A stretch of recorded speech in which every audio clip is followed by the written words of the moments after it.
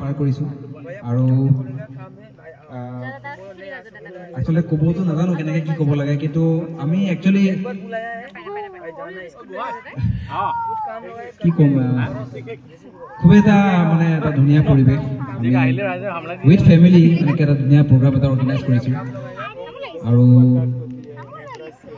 মোৰ এটা খুব মৰমৰ বন্ধু আজি দীপু নাই ইয়াত, আৰু লগতে এজন দাদা সমীৰণ দাও নাই, তেওঁলোককো আজি হেৰি কৰিছোঁ। কিন্তু খঙো আছে, নথকা খঙো আছে। খং আছে বুলি কৈছে।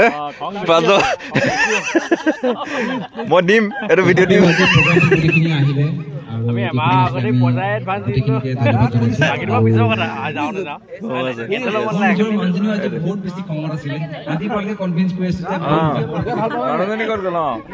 মানুহজনী এতিয়ালৈকে শুনাই নাই।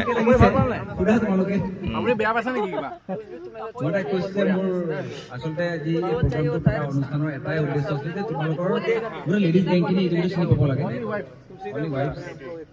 বহুত ডাঙৰ এটা উদ্দেশ্য, কাৰণ আমিতো লগ পাই থাকোঁ, যিকোনো অনুষ্ঠান লগ পাই থাকোঁ। সেইকাৰণে বিচাৰিছিলোঁ, নাহিলে যিখিনি আহিব পৰা নাই বা একো নাই, যিখিনি আছে সেইখিনি ফূৰ্তি কৰোঁ, থাকোঁ, গোটেইখিনি ফূৰ্তি চুৰ্তি কৰি কিনি দিনটো পাৰ কৰোঁ, ৰাতিটো পাৰ কৰোঁ। সেইটোকে কৈ কিনি আৰু এই অনুষ্ঠানটো শেষ কৰোঁ। আৰু মোৰ লগত বিয়েনে কিবা এটা কথা কয়, তাকো মই দিছোঁ ক'বলৈ কাৰণে। এটা কথা মই সকলোকে ঘৰুৱাভাৱে কৈছোঁ, এইটো আনুষ্ঠানিক নহয় দেই। এটা পৰিয়ালত বা এটা ফেমিলিত যদি কোনোবা এজন মানুহ বেয়া ওলায়, সেই মানুহজনক বা সেই ব্যক্তিজনক আঁকোৱালি পিনি আগবাঢ়ি যোৱা হয়। তো মই এই কথাটো এইটো কাৰণেই কৈছোঁ, মোৰ মাজত এতিয়ালৈকে কোনো বেয়া হোৱা নাই বা তেনেকুৱা বেয়া হ'বলগীয়া কণ্ডিশ্যন অহা নাই, কিন্তু মই কথাষাৰ উল্লেখ সেইটো কাৰণেই কৰিছোঁ যাতে কেতিয়াবা যদি এনেকুৱা ধৰণৰ পৰিস্থিতিৰ আমি সন্মুখীন হ'বলগীয়া হয়, তেনেহ'লে আমাৰ ঘৰৰ সদস্য, তাৰমানে কি আমি তেওঁক শুদ্ধ পথ এটাত বা শুদ্ধ দিশটো আঙুৰাই আমি আগবাঢ়ি যাব লাগিব বুলি ভাবিছোঁ। কাৰণ কেলে আমি আজি এই পৰিৱেশত যিখিনি মানুহ লগ খাইছোঁ, আমি এইখিনিক এটা পৰিয়াল বুলি ভাবিছোঁ। আৰু গতিকে আমি যদি এটা পৰিয়াল বুলি ভাবিছোঁ, তেনেহ'লে আমাৰ পৰিয়ালটো সদায় চিৰজনমীয়া হ'ব লাগিব। ৰাইজে কি কয়? এইটো পৰিয়াল হয়।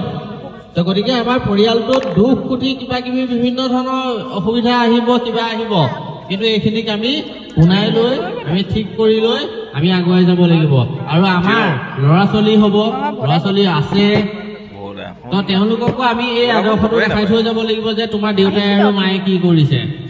বন্ধুত্ব শব্দটোৰ অৰ্থ বুজাই থৈ যাব লাগিব। অকল এতিয়া মই প্ৰথমতেই কৈছোঁ যে মই এই শব্দখিনি মই অনানুষ্ঠানিকভাৱে কৈ আছোঁ। বহুত ভাল পাইছে লেকচাৰ দিব। তো